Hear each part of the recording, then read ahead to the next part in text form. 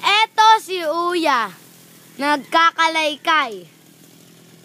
Ayun si Daddy, hindi ko alam. At si Ninang, nagtatabas. Nagka-grass cutter si Daddy. At si Kuya Onok. Si Daddy pala ay nag-grass cutter. At ang tatlong ito ay nagkukutuhan. Ayan. Ang nakikita nyo na maraming kalat dito. At pupunta naman tayo sa tour natin.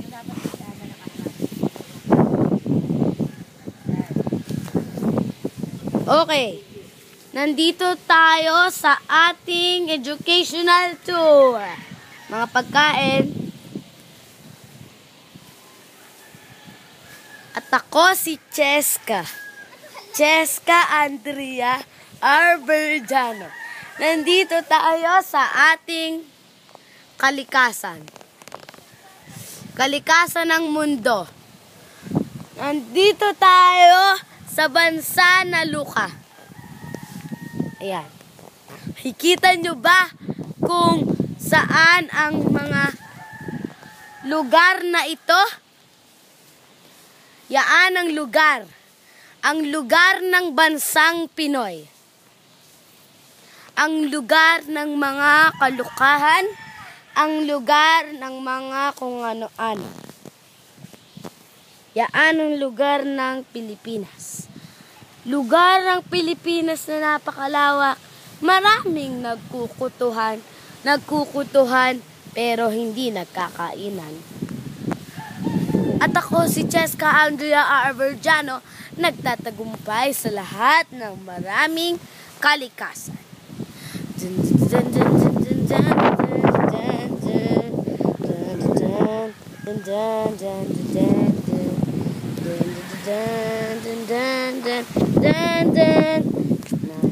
Kalikasan sa bansa. Bansang Pinoy ang magagaling. Hindi tayo nagkakasing. At ang mga ito ay nanggagaling sa kung ano-anong lugar, mga pinagsunugan, mga pinagtabasan ay nandito rin. Ang lahat na makikita nyo na parang gubat ay hindi nakakaganda sa bansa. At ako naman, si Cheska Andrea, nagpapatuloy sa pagbabalita dito sa News 5. At nakikita nyo kung papaano gawin ang lahat ng mga kalikasan sa mundo. Kung alam nyo lang na pinahihirapan tayo ni na Pinoy dahil hindi sila marurunong mag-alaga ng mga hayop. At tayo ay nandito ngayon sa lugar ng bansa. Makikita niyo yung mga daanan na yan. Yaan ang mga nilikas at nilandslide ng ating mundo. Hanggang ngayon ay nililinis ng evacuation ang ating site. At ilang oras na rin ang natatagpuan natin sa lugar ng Pilipinas. Ang lugar ng Pilipinas ay inikot ng bansa. Ngunit walang isang nakitang tao. Mahigit 2,000 ang nakita na patay at natagpuan.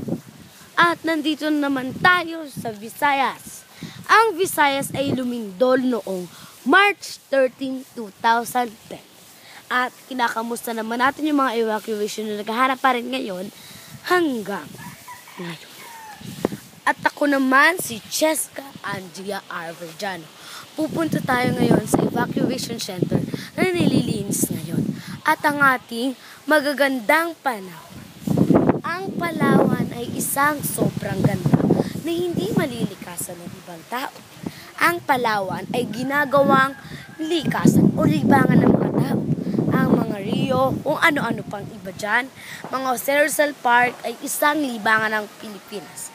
Ang libangan ng Pilipinas ay isang magandang kalooban, magandang kalikasan. At iyan ang tinatapos natin.